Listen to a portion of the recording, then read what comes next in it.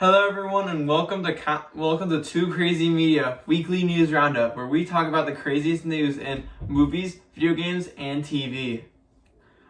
So welcome back to our daily news roundup. We usually like to start our video off with a what have you been playing, but I want to do that, and also whatever you've been watching. Let's start with you. What have you been playing recently? I have been playing Forza Horizon 5, the new Rally Adventure Same. DLC. It's very fun, and it's definitely something I will be playing for a while. Yes, the new Forza Horizon 5 Rally expansion DLC, Rally Adventure DLC is now out. If you own the premium expansion pass for the premium edition for Forza 5 or the expansion pass, you will have this for free. So go ahead and download it. Or if you don't, then the Forza Horizon 5 the base game is for free on Game Pass. So you can just purchase that and purchase the thing. But if you just got it off of Game Pass, you don't automatically have the expansion. Sadly, you do have to buy it. And I believe it is around $20. But it's totally worth it, in my opinion. It's a lot of fun. It's just, if you enjoyed the rally racing and the base game, then it's just that, but in this really cool new map. The map is kind of similar to the base game, but it's still cool enough where it's different, and I think it's definitely worth it. It's a lot of fun. It's just, I love Forza Horizon 5. It's my favorite racing game of all time, and it's just, it's a really good DLC. It's a lot of fun, and I think the rally races are a lot of great, really fun addition to the game. But yeah, we've both been playing that, having a lot of fun with it.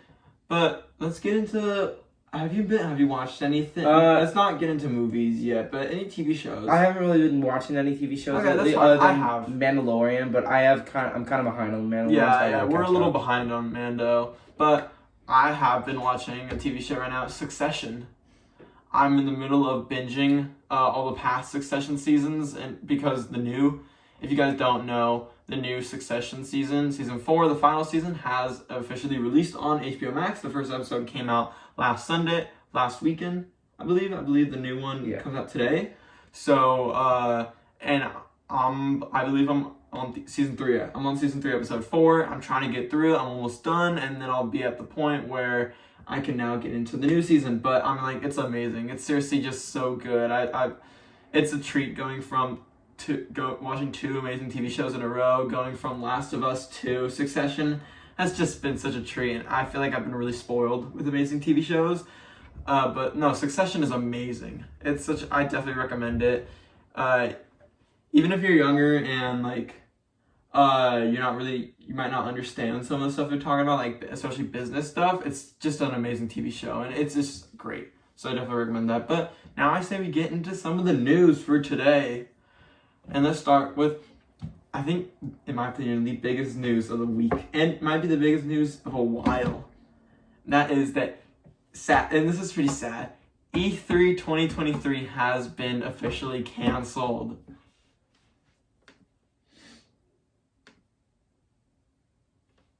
This is coming from Rebecca Valentine over at IGN. Almost a year after announcing its return, the Entertainment Software Association has announced today to its members that this year's Electronic Entertainment Expo, or otherwise known as E3, has been canceled. IGN can confirm. 2 sources have confirmed to IGN that the organization announced the cancellation via an email sent out to its members today. The email said that while E3 remains a beloved event and brand, the 2023 version simply did not garner the sustained interest necessary to execute it in a way that would showcase the size, strength, and impact of our industry. The ESA concludes the email by reiterating its commitment to advocacy work. It does not mention undertaking the show again in future years. That's really sad. E3 has been around for so long now, for years and years and years, and it's been just such a staple, especially for me. And I think for both of us growing up, E3 has just been just a big staple. It only happens a couple days every year. But when it does happen, it's always was my favorite days of the year when that happened, by far. Just kind of right when school, it was always the weekend, that's the first weekend of summer. We're finally out of school. We're finally on summer. And we have E3 straight away. That weekend, waking up early, sitting up, first day of summer, and just thinking that today is, you know, the Xbox event is happening, and then an hour later the Bethesda event, and then tomorrow you have the PlayStation event, and then the day after you have the Nintendo, but the day with the PlayStation you have the Ubisoft, and it was just such a fun experience of being able to kind of, you know, just kind of sit down and watch each thing and then kind of go. It was really such like a moment, like even though like everyone's watching separately, it kind of, everyone felt connected in watching it, and it was just amazing. I loved it. I'm gonna miss it, and I hope Jeff Keighley, who is hosting Summer Games Fest, which is kind of like, it's like replacement basically, but not really. We had Summer Games Fest last year, which started hosted by Jeff Keighley, the same person that hosts the Game Awards. So and it was pretty good last year, but it was kind of small. Though hopefully this year they go pretty big, considering there is no more E3 this year. And I hope in the years coming now, because I don't think E3 is coming back. It's so sad to say, but I don't think it is. So I hope in the years coming we do see nice little you know, Jeff Keighley kind of do his own E3. You know, my dream when I was young, I used to always want to like go to like E3. I always wanted to go to E3 and kind of go on the show floor and play out like demos and kind of just like, as a community, I thought it'd be such a cool experience. But sadly, that won't happen anymore unless Summer Games Fest kind of evolves into an E3-esque event. But I don't really think that. I don't think that's where the industry is going. I think the reason E3 is shutting down is because this whole in-person expo event, sort of like an example is like auto shows, like the LA Auto Show, which actually takes place at LA Convention Center, same place as E3, like other things like that. I feel like it's kind of like that, and I go to the LA Auto Show, for example, every year, and I can also tell that's kind of slowing down in terms of quality and stuff the past couple of years, and I think it's just the way the industry and the world is going these days, is that more just these live streams are getting way more stuff than actual just events are, and it costs way less money for companies to do anyways, which sucks. It sucks, but at least we still have Summer Games Fest, and I mean, like, we still do have the whole, you know, that day is the Xbox live stream, and then the day after that is the PlayStation. I mean, like, we don't exactly know when a lot of those live streams are happening. Like, PlayStation hasn't announced one yet, but I'm sure they will have a State of Play or like a PlayStation Game Showcase hopefully at the Shrine Theater. They do a whole thing this year. They never do, but maybe this year will be a change. You know, Xbox is on June 11th, and we'll talk about that a little bit more later in the show. I'm sure Nintendo hasn't announced anything, but I'm sure they'll do something. Probably not that big, because their big game of the year, Zelda, would already be released at that time, so probably not something too big, but maybe like, oh, here's some more, look at Pikmin, and here's maybe like a Metroid Forward teaser, you know, just something cool like that. But, and also Ubisoft, I believe is also happening. I forgot what day, but I know it's around June 11th. Maybe like June 7th or sometime around then. So we have that, and I'm sure EA will do something. They haven't announced anything yet, but I'm sure they will. And I'm sure Konami will do something, or just combine. And we also have Summer Games Fest kickoff. But, so it's not exactly like too sad, but it's still kind of sad. And I'm definitely like, I've seen on Twitter a lot of people who have gone to E3 talking about like their experiences, and it's just kind of nice to read those and like see how cool it was and see how much of an impact it made on the gaming world, and just more of being sad about that it's done, kind of celebrating what it was is kind of the thing to do, I feel like. So yeah, do you have any opinions on this? No, you just kind of said it all. Alright, perfect. Well, let's get into some more cheerful news. Alright, so Guardians of the Galaxy 3 has officially been said to be 2.5 hours long. James Gunn had confirmed this over on Twitter and said that there will be every single minute of this film is there. There's no filler, and I think that's awesome. I'm so happy. I feel like this is definitely not most people's opinions, but I like movies that are longer than. I prefer a movie to be longer than 2 hours. I enjoy, and especially a movie like Guardians of the Galaxy 3, which I cannot wait for. I'm so excited for. I'm so happy that it's gonna be long and it's gonna have time to play out, and it's gonna be like a send off.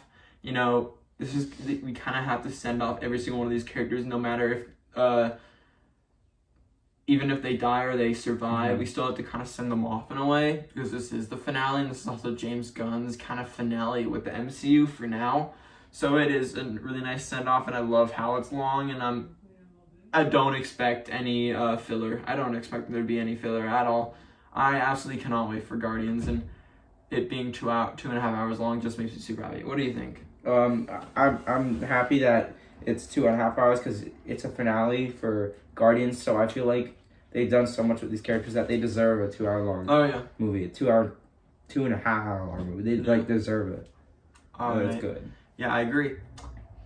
Alright, let's get on to another report. So we're gonna try not to spoil the end of John Wick 4, but this is kind of about John Wick 4, so please do not spoil. I won't. So avoid spoilers.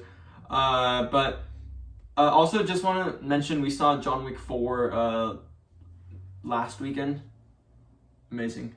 I'm just going to give it a 10 out of 10 straight away. We both get amazing movie. But, alright, let's get into the report. Lionsgate is not ready to say bye to Keanu Reeves' John Wick.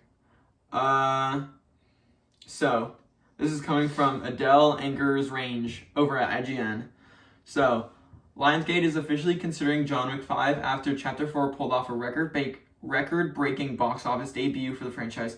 According to The Hollywood Reporter, Lionsgate Motion Picture Group Chair Joe Drake has indicated the 5th installment of the John Wick franchise is back on the drawing board, even though John Wick Chapter 4 was the anticipated finale of the main franchise. There's a will and there's an openness, and you could certainly interpret that ending in different ways, said Drake. We're all going to take a tiny rest here, then scratch out ideas about whether there's a credible way to get into 5, but there's no guarantee. The original plan was to film John Wick 5 back-to-back with John Wick 4, but that never came to fruition as the team changed direction and decided to wrap the franchise up in Chapter 4. Director Chad Stahelski and lead star Keanu Reeves were said to be in agreement on the ending. Alright, Keanu and Chad, rightly so, are very protective about never screwing with the audience, Drake added, so we certainly have our work cut out for us. Keanu is so beloved, and that character is so beloved. That's not lost on him. Let's start with you. What do you think about this? I'm happy that they're bringing back. The ending. We won't spoil the ending of John Wick 4, but it definitely was. You can see it was definitely made to be sort of the ending of the John Wick franchise, the John Wick series, and so. But yeah, what do you think about this? I'm really happy that there is a chance of a John Wick 5 because. The action in this one was just so good, and everything about this movie was so good that for there to be a number 5, it would be like even better. Oh my god, yes. I fully 100% agree. Although I do believe that number 4 ended it in a very good way and has a very good ending to the John Wick franchise. I would still love to see a 5th movie. I don't think it'll ruin anything. I don't want to spoil anything, but I think they can do some workarounds to do a sequel with John Wick, with Keanu Reeves back as John Wick, or maybe they do a prequel with John Wick. Who knows? Though I would love a John Wick 5. John Wick 4 was amazing. Like 10 out of 10, 20 out of 10 movie. It was so good. I absolutely loved it. The action was amazing, and I'm just, with it being the last film, I'm still kind of sad that this means we might not get a John Wick 5, and like I'm worried that there won't be really any other films for a while that can really just best this amazing action that we saw, that was witnessed in this movie. Like, I seriously just recommend seeing this movie so much, but I mean, like, I don't know, but I would really love for John Wick 5 to happen, and I hope they can come up with a good enough script that can kind of explain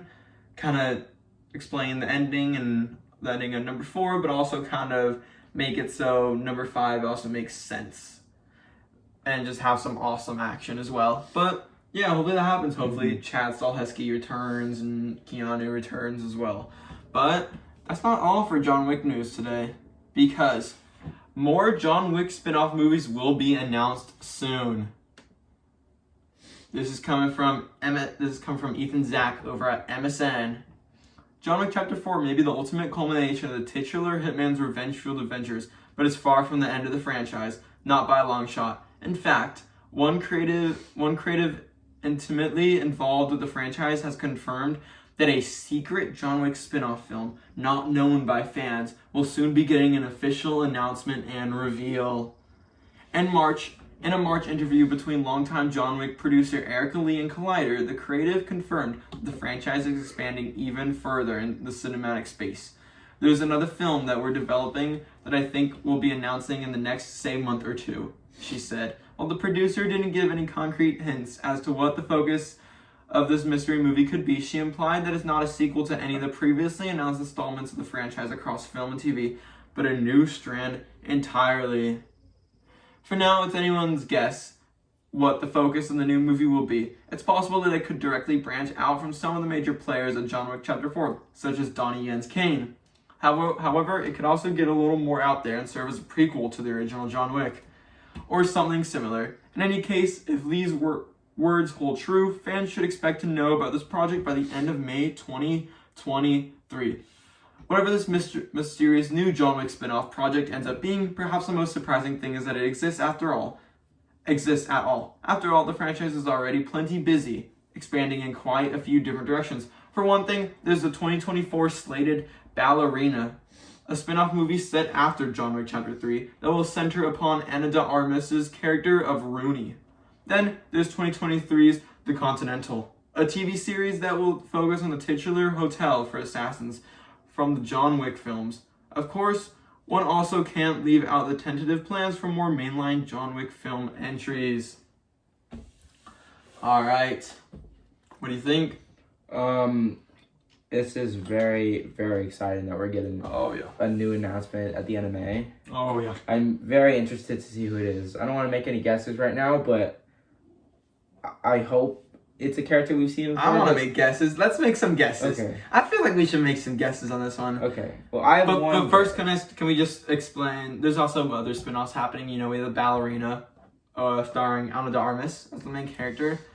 Cannot wait for that. I believe that takes place in between John Wick Chapter 3 and 4. I think it was confirmed that Keanu Reeves will be in it. So that's awesome. Another thing is The Continental, which is a TV series that comes out this year, which is kind of like a prequel about how Winston started the Continental Hotel. Super cool. I believe it's a 3-episode series. Each one is like 90 minutes long, and it's only 3 episodes, and it's coming out later this year, and I cannot wait for that as well.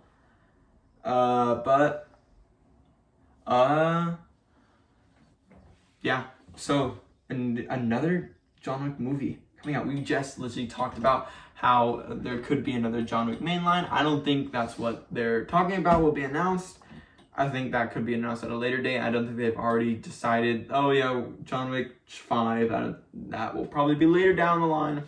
Let's get these 3 things out, or kind of close to being out, then we can do John Wick 5. But, you know, we could get a prequel. We kind of explained that earlier. We could get a John Wick prequel, like we are with the Continental. But who do you think, what character would you love to, if you've seen the movie, then you'll understand these characters. If you haven't, then we'll try not to spoil it too much, but you might not really know what we're talking about. You go first. I think that I would love to see Donnie Yen get his own movie, because he was definitely my favorite character. Yeah, Donnie Yen's character, which he played Kane, he played a blind assassin in the movie. Absolutely amazing character, such a fun character, and I would also love to see a spin-off, whether it's a prequel or a sequel to John Wick 4. Who knows?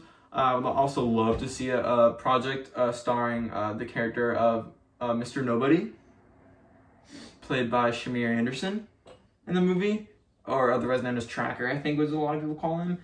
He was the guy with the dog in the movie, and he was great. I think he was my favorite character other than John Wick in the movie. He was such fun. I loved his character so much. So I'd love to see a spin-off, get some more dog combat in there. Whether that's also a prequel or sequel, you know, maybe we can get a marquee spin-off, we can get a lot, you know, so much. There's so much possibilities in the John Wick universe for spin-offs, and I absolutely cannot wait. I think this is awesome. hopefully we get it soon, and we don't have to wait all the way till May. Hopefully we get it sometime by the end of this month. Love that. But hey, as long as I know that we are getting more John Wick films, that makes me happy. But let's get on to the next report. Multiverses will be shut down for a year on June 25th. This is coming from Khan Sarin over at Rock Paper Shotgun. Warner Brothers crossover brawler Multiverses is disabling online services on June 25th until the game's full launch in early 2024. Developer Play First Games have announced 2 seasons deep. The studio says they are taking Multiverses offline because it's been in open beta this whole time. So an extended break will give them time to prepare for their proper launch. Did you know that it was in a I'm just gonna say I have a lot. There's a lot of problems with this. First of all, no one knew this was a beta. I thought this was a real game, along with everyone else. So did I. They never said it was a beta. No one actually looked. No one knew it was a beta. And second thing is that the really scummy thing is that the people who spent money on this game do not get anything back. That's horrible. No compensation at all. If they spend $100 for the Ultimate Edition, Ultimate Edition for a beta, if they spend $100, they're not getting that back. Hey, in a year, their $100 will. I don't know if it does come back. Okay, but that's still a year. Yeah, that's ridiculous. Bad. They should have told come back. If it doesn't come back, that could be pretty bad. But I do agree, this is a pretty scummy move. They should have told people way before. I also did not realize this was an open beta, and I don't think most people did. They should have said this when the game came out. Yeah. Also, I don't think it's because they want to prepare for the proper launch. I think it's because they just cannot come up with a new update. So because it's their way of silently trashing the game, and we'll forget about it in a couple months, and they never have to release it in a year. Or they just really want to make a bunch of DLCs, because I heard Season 2 literally came out with like 1 character, and that's it. And Season 2 came out like a couple months ago, and we've only gotten 1 character from it. I think that was like the Marvin the Martian. That was it, I think. But, so, yeah, it's a pretty scummy move. It's offline, so you can't play it anymore. And now you can't play it anymore at all? Right now? No. On June 25th, you can't play it anymore, starting June 25th. Oh, well, no that's more not June 25th yet. But... Yeah, well, no more Multiverses. So if you bought coins or whatever the currency in the game is, make sure to go spend it soon on whatever there is, just so you don't lose it, because that'd be pretty sad if you lost it. That's pretty bad. But yeah, WB, I don't know what you guys are doing with this one. I have a weird feeling that this is just a way of them just trashing the game, throwing it away. They think that, if we shut it down and about a month later after it's shut down, people will just forget about it, and like most people already have, people will just forget about it, and they don't have to worry about it anymore. They can just go on to working on their next project. Who knows? I don't think that's actually true. I hope it's not true, but that's just my weird prediction. What do you think? Yeah, I agree. Okay. That could be, but maybe they're just trying to fix the game. Yeah. Yeah. Alright, next report. Marvel's Secret Invasion will premiere on June 21st. Awesome. I absolutely cannot wait for Secret Invasion.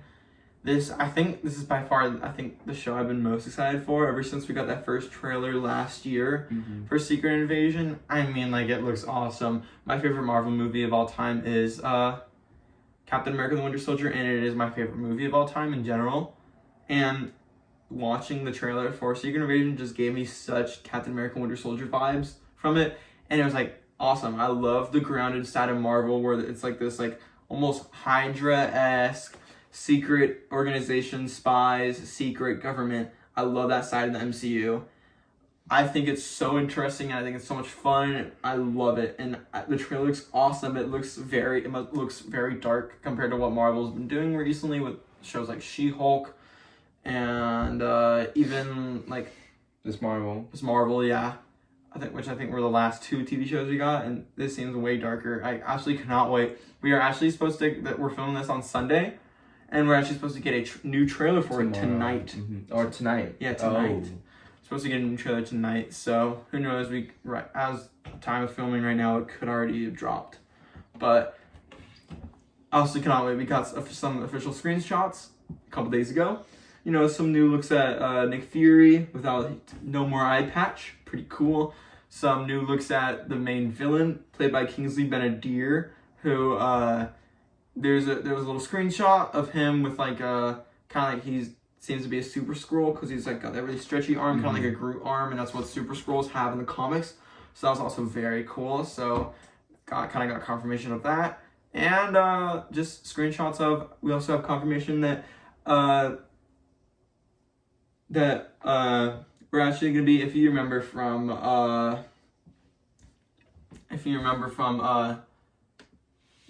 first, if you remember from Captain Marvel, if you remember Ben Mendelsohn's character Talos, his daughter. Remember he had a little daughter. Yeah. His daughter is gonna actually be played by, what's her name?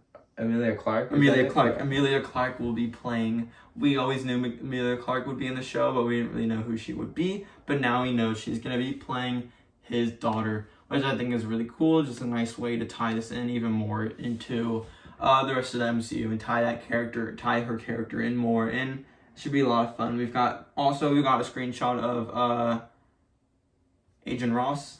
No, not Agent. Agent Hill. No. Oh. Agent. Yeah, yes, Maria Hill.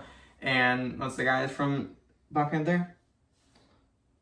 Everett Ross. Yeah, Everett Ross's character is also in it. And also, Don Cheadle's in it as War Machine. And I have predictions of, I think Captain America will show up kind of as a little teaser for, this is kind of going to be a teaser not only for the Marvels. You mean Falcon? Yeah, Falcon will show up kind of as a teaser for Captain America New World Order, kind of because we know Captain America New World Order will kind of do with the president being replaced with, and we know we will see the president of the MCU in the show, and the president in New World Order will be replaced by Thunderbolt Ross. So I'm sure we will see him in the movie. We could see Thunderbolt Ross in the TV show. I think we might on the last episode. You never know. Yeah, I think they did say a while back that this TV show is the biggest crossover event we've gotten yet for Marvel TV shows, which makes me so excited. I think I have a lot of predictions on who we're gonna see. I think we're gonna see some characters from Black Panther, from Wakanda. I think we're gonna see Kate Bishop. There's so many people we can kind of see, and just who is a Skrull and who isn't, and I absolutely cannot wait. But let's get on to the next report. But yeah, June 21st. It seems far, but I'm hopefully time will fly. Time will fly, and we'll be there before you know it. But let's get into some more Marvel news. So there will be a second season of Daredevil Born Again, and we haven't even got the first season yet. This is coming from Carson Burton over at IGN. It seems that MCU's Daredevil is going to be around for a while, as Daredevil Born Again star Vincent D'Onofrio revealed that a second season is already planned. In an interview with Newsweek, D'Onofrio revealed that a second season of the Disney Plus show has already been planned. According to the Kingpin actor, fans should look forward to some big payoffs in both season 1 and 2. By the second season, there are gigantic payoffs. In the first season too, but I can't say much about that. But the fans are gonna really get what they want, D'Onofrio said. It's really quite cool to be doing it. Super cool. What do you think?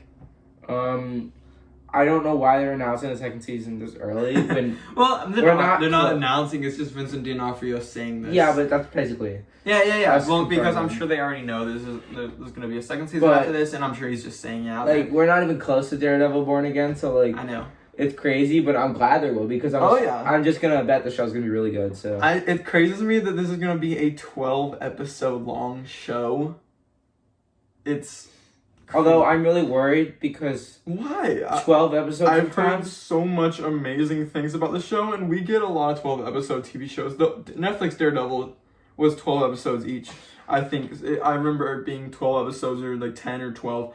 And they were all it was so amazing. So I really think that this is just going to be just as good, if not better. I have so much hope in this, and I feel like this is going to be pretty good. I'm very confident on this. You know, we've just heard all the right things coming from the actors and the people working on it, and just we've seen screenshots of set, kind of getting looks at maybe a young Daredevil and young Kingpin. So that should be very interesting. I'm sure we'll get a good amount of other appearances. You know, we could see Spider-Man, we could see Kate Bishop, we could see Hawkeye, just a lot of other ground level more grounded characters that Kingpin's gonna kind of want to go up against. But I absolutely cannot wait. Hopefully season 1's good, so season 2 can be great as well. But I really do think that they're both going to be amazing. And thank you, Vincent D'Onofrio, for just kind of saying this randomly. I love it when actors kind of will just like tease or like confirm stuff that were not supposed to be revealed yet. So yeah, thanks, Vincent. But on to the next. I think even though we said that E3 was the most important thing, this is the thing that makes me most excited because, as I talked about earlier, I have been watching Succession. I'm a huge fan of it now. But Matthew McFadden has been casted in Deadpool 3. I don't know if I said that right. Matthew McFadden, I think is how you pronounce his name, has been casted in Deadpool 3.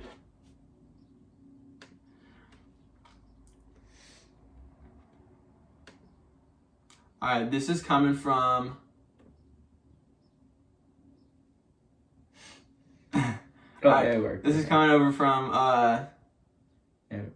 This is coming over from Aaron Couch over at The Hollywood Reporter. So, Deadpool 3 adds Succession actor Matthew McFadden. Matthew McFadden is going from one dysfunctional family to another, with the Succession star in talks to join Ryan Reynolds in the third Deadpool movie. The film stars Ryan Reynolds as Deadpool, Hugh Jackman as Wolverine, and The Crown's Emma Corrin in a villain role. McFadden's role is unknown, but the feature was searching for a character described as being a third wheel to Deadpool and Wolverine. McFadden has been celebrated for his work as the scheming, obsequious Tom in Succession, which he had the premiere of its fourth and final season on Sunday. He won a supporting actor Emmy last year and was nominated for an Emmy in 2020. The line first reported the news of his casting. Alright, so we've got Emmy Award winner Matthew McFadden coming into Deadpool 3 from Succession. This is so exciting. My two favorite characters in Succession by far are Tom and Greg, played by Matthew McFadden and Nicholas Braun. They are easily my favorite characters in the show, and a lot of other people's favorites. They're usually a duo together, and they're just, I love Tom. Tom is just this like funny guy who's kind of like connected to this main family of the TV show because he's married to one of the daughters of the main father of the show. And but it's just, he's amazing. He's so good at what he does. He just got this great hilarious accent because he's British in real life, but he's got this hilarious American accent in the show, and everything he says is very kind of like goofy where he says it, and he's just a very funny character. But he's also got a lot of heart, which is why he did win the Emmy last year for supporting actor for Succession, which is just awesome, you know. Good for him, and just, I think it's so cool that he's coming into Deadpool 3. Deadpool 3 is easily shaping out to be one of my most hyped movies, just in general. I mean, like, from everything we've heard about it the past couple months, with it being with it starring both Deadpool and Hugh Jackman as Wolverine coming back. It's gonna kind of feature a multiverse sort of hopping storyline, kind of focused on Deadpool and Wolverine, kind of going through different multiverses, kind of meeting different characters, probably including characters like the old Fantastic Four with Chris Evans as Human Torch and all those, and kind of eventually ending up in the MCU, which is so cool. You know, we're also seeing Emma Corrin from The Crown as the villain. I think she's playing probably like Lady Death or something close to that. That should be a lot of fun. And now Matthew McFadden. I love Matthew McFadden. He's a great actor, and he's playing. And also, we've also got rumors about Owen Wilson and TVA showing up. So that should be a lot of fun. You know, kind of like, I've heard that this movie kind of follows them being chased down by the TVA, which they're wanted. And also Owen Wilson's kind of the main guy trying to hunt them down. So that should be a lot of fun, kind of seeing Owen Wilson and Ryan Reynolds and Hugh Jackman kind of interact with each other. And also Matthew McFadden. Matthew McFadden kind of being a third wheel to Deadpool and Wolverine, which meaning he'll probably get a good amount of screen time, which makes me super excited. I think this like kind of like pushes me to probably being my most hyped Marvel movie for any of them announced. I absolutely cannot wait. I love the first two Deadpool movies, and I love Matthew McFadden. And to see him in a funny R-rated Deadpool 3, it's going to be so much fun. I don't know who he could play. He could be playing multiple characters. You know, a lot of people have said Hydra Bob, which is Deadpool's goofy sidekick in the comics. Who the only really thing I know about him from the comics was this one page of a comic that's been kind of going around everywhere on the internet, where it's like I think they're on like a pirate ship and all of a sudden Hydra Bob shows up to help Deadpool. Deadpool's like, "You silly Hydra Bob! Like, why are you here?" And Hydra Bob's just got like a bazooka or something. So he's kind of like a more comedic sidekick, kind of like goofy. So we could definitely see Hydra Bob show up.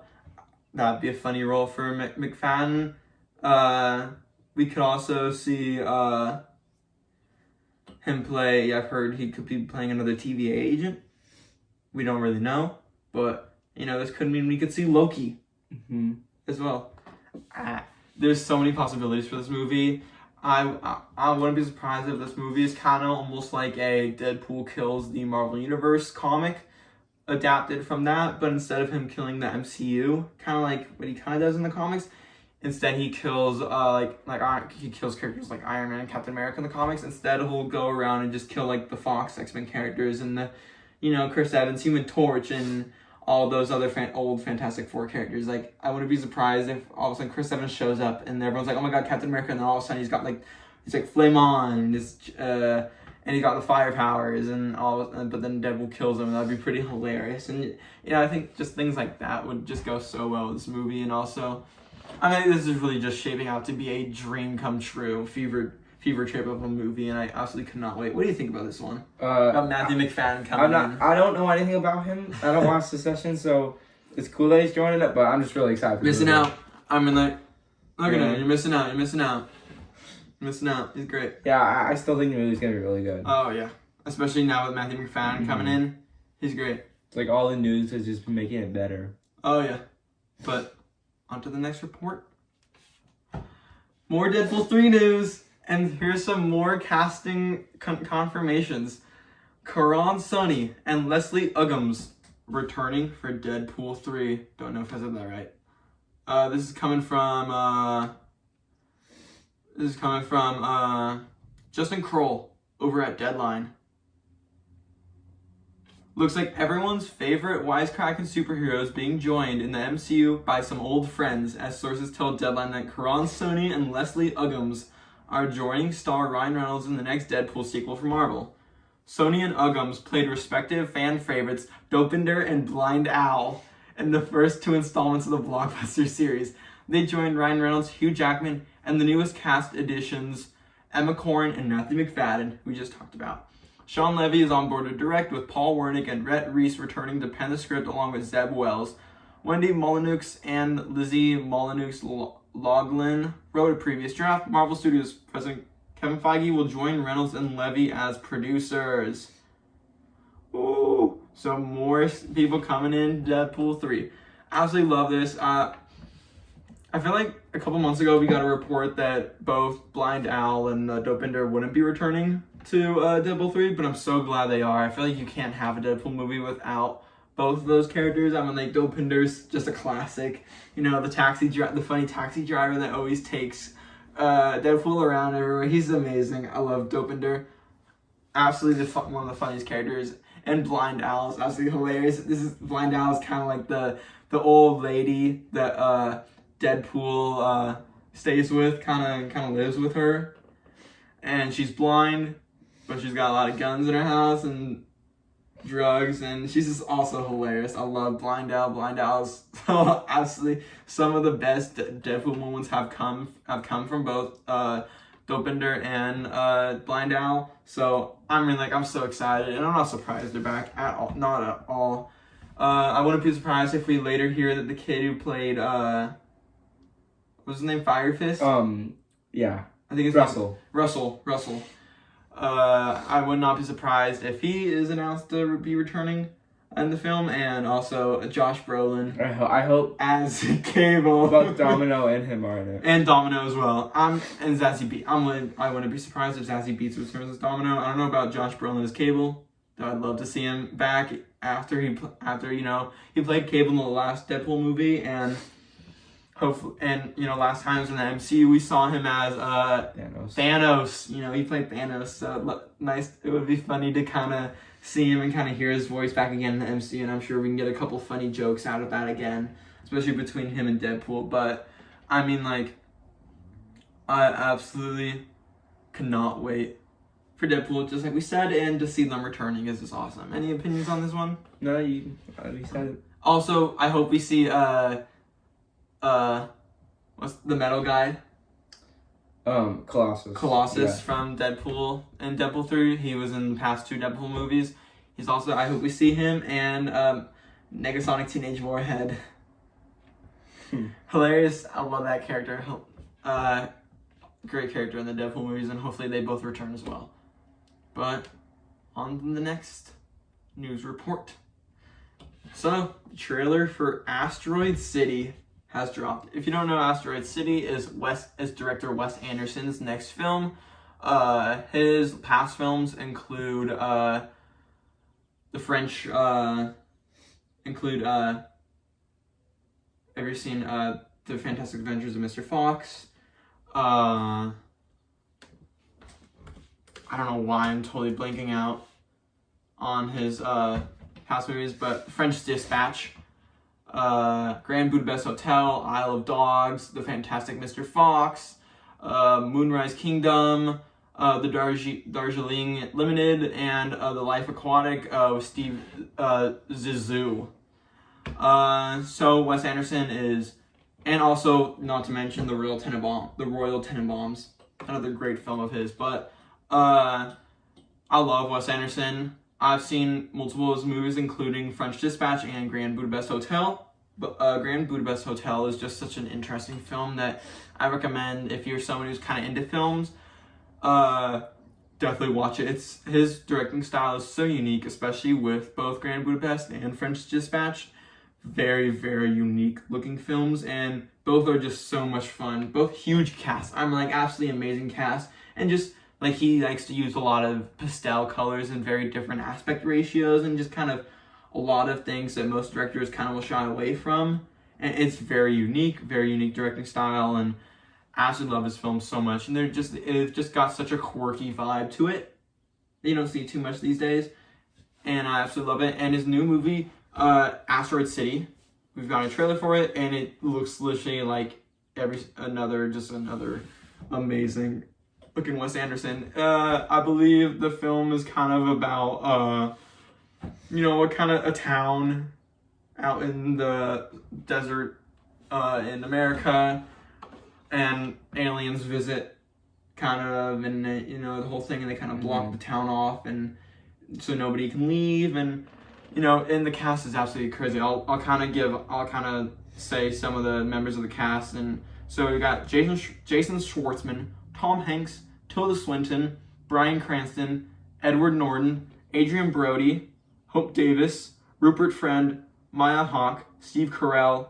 Matt Dillon, Hong Chow, Willem Dafoe, Margot Robbie, Sophia Lillis, Scarlett Johansson, Jeff Goldblum, Fisher Stevens, Liev Schreiber, Tony Revolori, Rita Wilson, and Jeffrey Wright, and many, many more. But those are kind of the biggest names, in my opinion. But that is just an insane cast to just name off. I feel like I was just naming off a list of just the biggest actors out. But no, it's just the list of just the cast members for Asteroid City. And you see a lot of these cast members in the trailer. Also Nala, there was no, I think I saw Tilda Swinton or Bryan Cranston or Edward Norton or Adrian Brody or Hong Chow or Willem Dafoe or Margot Robbie or Sophia Lillis, you know, or Jeff Goldblum or Lee Schreiber. I saw a lot of people in the trailers like Jeffrey Wright. I didn't see Tony Revolori, but Jeffrey Wright, Scarlett Johansson, Jason Schwartzman, Tom Hanks, Maya Hawke, Steve Carell.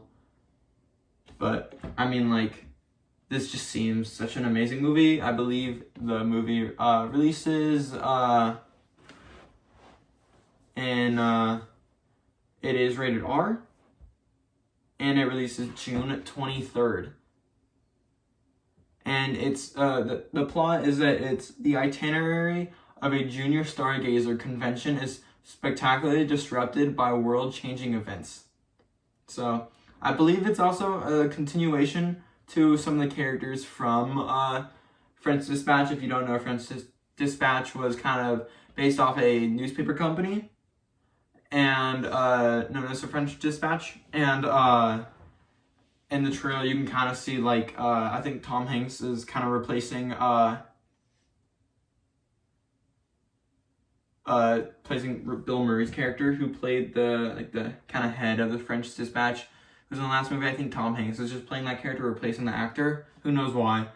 Probably scheduling conflicts and stuff like that. But I mean, like, it looks amazing. I cannot wait. This film looks like just like a fun time in theaters, and I'm sure it'll be a lot. It should be some good fun. But yeah, and I definitely recommend watching the trailer because it's a very fun trailer to watch. But super unique as well. But let's get into the next news report. Saints Row announces a season pass roadmap. So this is coming from the actual Saints Row official website. So we're super excited to be able to share an update on what we've been working on since you last heard from us. But first, a big thank you to everyone for reaching out on our social channels. We really appreciate all your feedback since launch, and we have tried to incorporate what we can into our future quality of life updates, which we're incredibly excited for you to get your hands on. As you know, we've been focusing on fixes and quality of life improvements ahead of releasing our new content. Our last update was a whopper worthy of FBs, and we're ready to deliver you an even bigger meal in our next big update in May. So what have we been up to since then? Well, we've been working hard on brand new Saints Row content, and we're ready to share what's planned for the future. Let's head into our DLC roadmap. So 3 is the magic number. We know we've been promising new content for Saints Row, and we're delighted to finally be able to tell you we have DLC expansions launching in May, July, and August of this year. Together, these DLC packs will add new campaign missions, gameplay, weapons, vehicles, cosmetics, and more across both new and well-traveled parts of Santo Ileso, however you pronounce it. You'll be able to buy these expansions separately, but if you own the expansion pass, they'll be yours when they launch. 2 of the packs will be expansions to the main Saints Row campaign, with all new missions set in all new city districts, following the continuing adventures of the Saints and their enemy factions. And 1 pack will introduce an all-new solo game mode experience within an even more twisted version of one of our favorite areas of Santo Ileso. We can't wait to show you more on these very soon. So Santo Ileso is getting bigger and better, so we told you about the new DLC, but what you don't know is just how much work we have put into the main game for everyone. The new city districts will be free for all players, meaning everyone will get a chance to explore totally new areas of Santo Ileso this year, and the world encounters and activities that come with that, whether you purchase the DLC packs or not. We're excited to announce that the first of these new districts is called Sunshine Springs and will land alongside the first expansion in May. And while there are lots of content on the way for our expansion pass players, we're still hard at work refining Saints Row experience through more quality of life updates, continued bug fixing, and community requested features including photo mode, retooled combat, a whole new emote system, and more. Here's the roadmap once more. So in May, we've got the Heist and Hazardous campaign DLC. Comes with the expansion pass, so we get for free so the Sunshine Springs new district is free for all players, and we have a quality of life update including selfie mode, combat improvements, and so much more, which is free for all players as well. So in July we have the Doc Ketchum's Murder Circus new game mode, which comes with the expansion pass, and we have the quality of life update, which is more to be revealed, which is free for all players. And then in August we have expansion 3, which is a new campaign DLC. Included in the expansion pass, we have a new district, which is free for all players, and Quality of Life Update, which is free for all players. Alright, so what do you think? I never played this game, so right. I don't think I will. Shouldn't have asked you. I'll go first. I have played Saints Row. I'm gonna be the first. Bless you. But thank you. I'm gonna be the first to admit I may or may not have 100%ed the game. I was bored when it came out, and there were no other games, and I enjoy open world games. I'm kind of a sucker for kind of Ubisoft-esque open world games where you just have a bunch of factions to take down and a bunch of bases and a bunch of side quests around the map to take down, kind of like dots on the maps to kind of do. I do kind of love games like that because it just takes a lot of time, and I find it pretty like kind of turn your brain off and just have some fun. It's a good way to like kind of play it, but also like kind of listen to podcasts and stuff like that. But let's kind of get in. So this month we actually have what they didn't say, we have a free Dead Island 2 cosmetic pack coming in April. That's free for all players. Pretty fun if you're looking forward to Dead Island like I am. Dead Island 2, which comes out this month. If you're looking forward to it, then got a cool cosmetic pack coming. In May, we have the kind of Heist and Hazardous expansion, which comes with the expansion pass, which is like a new story missions, events, and cosmetics and more. And like a free update for that month is like the Sunshine Springs map, which is interesting. We can kind of see a picture for it, and it looks a lot like almost like Beverly Hills. So it looks like the video game takes place kind of like Las Vegas. In Las Vegas, Santoye, so it's kind of like Las Vegas, the strip and everything. So it's kind of interesting. They're coming down to LA, Beverly Hills, and it seems like we're getting a kind of new map there. So that should be that should be very interesting. Excited for that. Some new cars added, some new map to explore. That's free. And then July you have the new game mode, and then August you have another map which seems to be a almost like medieval looking map. So absolutely, I wasn't a huge fan of Saints Row. I did kind of 100% the game, but I wasn't a big fan of it though. I think just like the shooting and the story was not good at all. Kind of tuned out from it, but I like the driving was fun, and I thought the world was kind of cool. And it was still interesting. The humor didn't really land, sadly, which kind of hurt. Which kind of was sad because I played the past Saints Row games and they're always just so hilarious. But sadly, the humor just did not land very much with this game. But I'll definitely re-download the game and revisit it for May for the new map. And maybe even with Dead Island 2 cosmetic pack, I might just come back and revisit it. Because for the most part, I enjoyed the game, to be honest with you. But yeah, excited. Do you think you're gonna maybe get into? Probably not. No? Yeah. Okay. Alright. Only a couple more left. So let's go to the next report. So The Last of Us 1, the remake, has dropped on PC. And well, it ain't looking too good. So, this is coming from Claire Jackson over at Kotaku. So, The Last of Us Part 1, the remake of the 2013 smash hit PS3 game, landed on PC via Steam on March 28th. Those Sony exclusives have been making their way to PC over the use of mostly good, if not stellar, performance results. The Last of Us, perhaps one of the most prestigious Sony exclusives, has not been so lucky. Generally, poor levels of performance make for a miserable experience. But that ain't all. The game suffers from an onslaught of varied, hilarious glitches. Character models are screwed up across the board, doing weird things on top of other visual quirks and oddities. It's been rough enough to shove the game into mostly negative status in user reviews on Steam. While the PC release was delayed a few weeks from its original release date of March 3rd, allegedly for it to arrive in the best shape possible, it seems they maybe should have given it a few more. Yeah, it's, on this article, there's kind of some screenshots of, the hair is kind of messed up, the opening of the game when, you're kind of carrying Ellie when she's wounded and stuff, and you're kind of carrying her before she kind of gets shot, killed, spoilers. Kind of looks like fireworks are going off and weird lights. Yeah, just some weird glitches happening. I saw a glitch where there was a cutscene in the background. You could see Ellie upside down, spinning, and dancing. Yeah, I saw another cutscene where there was a cutscene and they all as the cutscene went on, all the characters just were getting wetter and wetter, like extremely wet. You also have I'm sure you've seen many screenshots of Joel and Ellie with like this weird looking hair. This is really messed up, and this weird looking eyebrows and eyelashes, and just all their hair is just really screwed up. Like Joel's mustache, and it just looks pretty goofy. It's been circling everywhere on the internet. So yeah,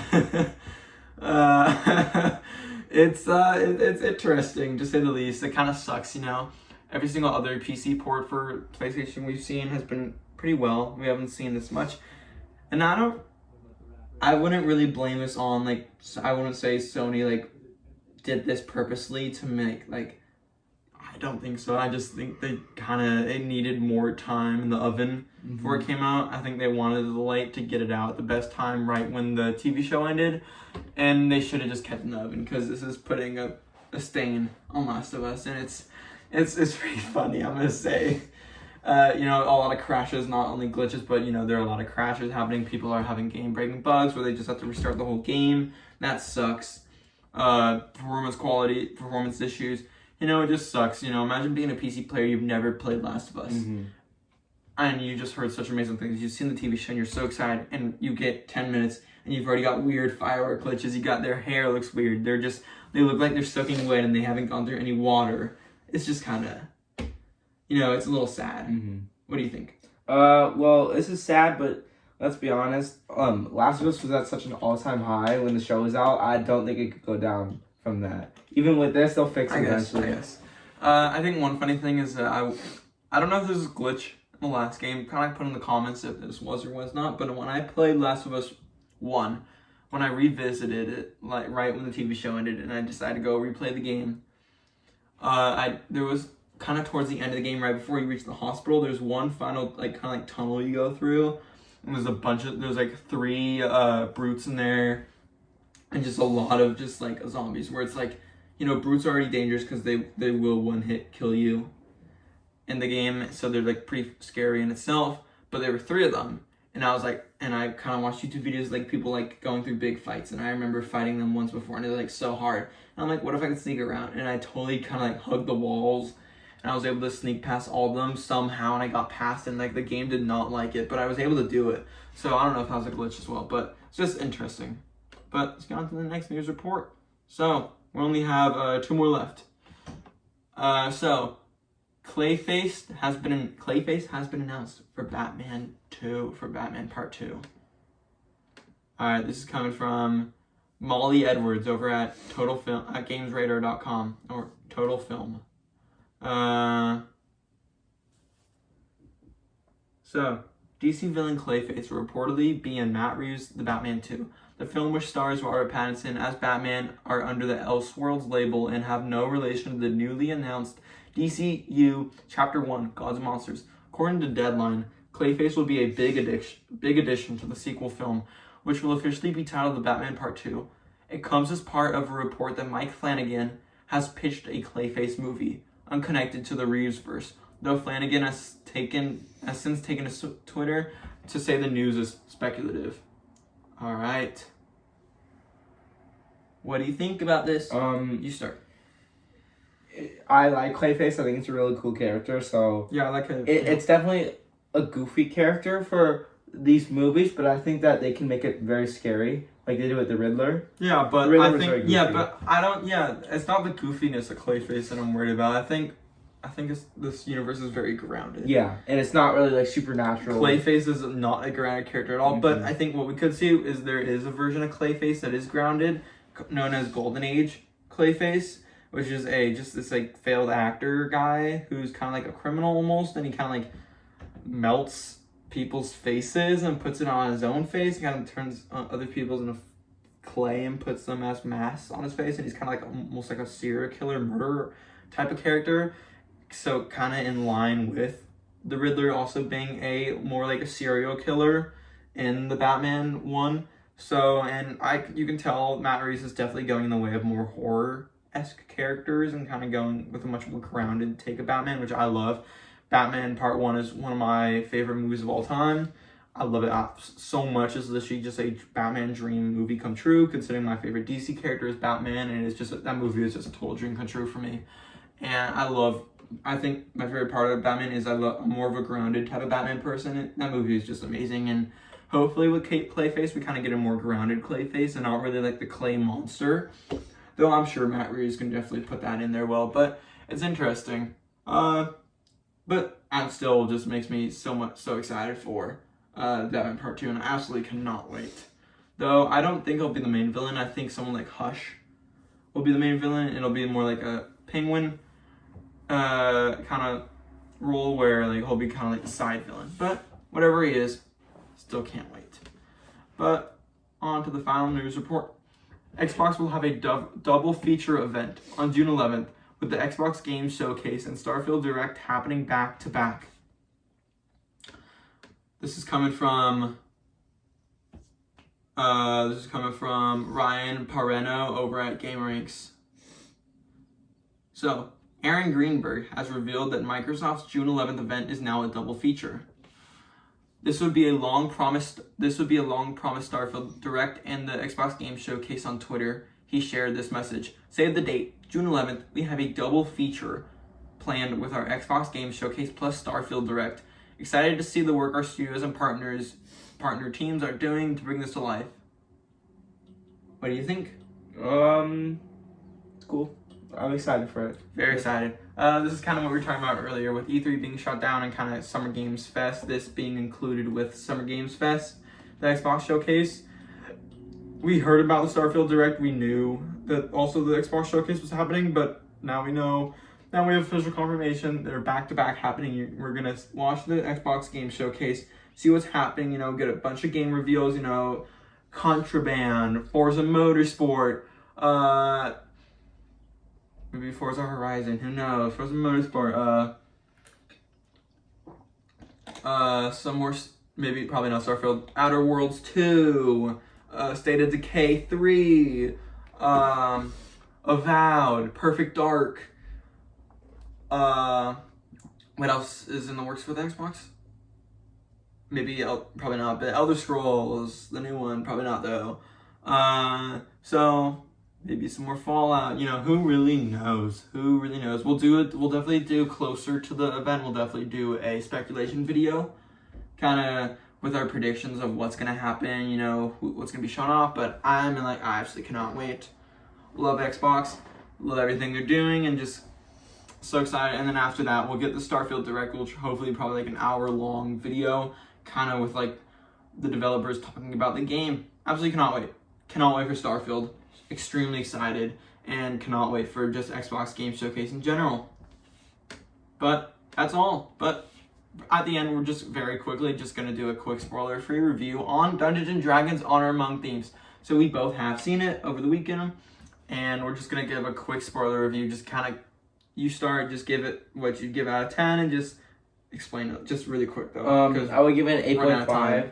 8.5 out of 10. I thought it was funny. The humor was great, the action was great, and the actor was great, and the story was great. So I just thought it was really good. I agree. I think I'd give it an 8.5 or 9 out of 10. One of the two. It was amazing. Had so much fun. It was such a blast. All the humor, all the jokes and the humor hit very well. I didn't think there was nothing that wasn't like not very funny. It all just kind of hit. It was very funny. It was humorous. It was a very laugh out loud movie. Great, fun story, fun characters. Loved Chris Pine, Sophia Lillis, Michelle Rodriguez, Justice Smith, Hugh Grant. Sorry, Hugh Grant. Forgetting anyone? I think that's the main cast. Yeah. Yeah. Movie was great. So much fun. Reggie Jean Page. Oh yeah. Reggie Jean Page. But yeah, very fun. Super fun movie. And definitely recommend it, especially if you're Dungeons & Dragons fans, which we're not too big Dungeons & Dragons fans, we don't know too much, but you don't have to be because it's just such a fun world, and it's a very enjoyable movie.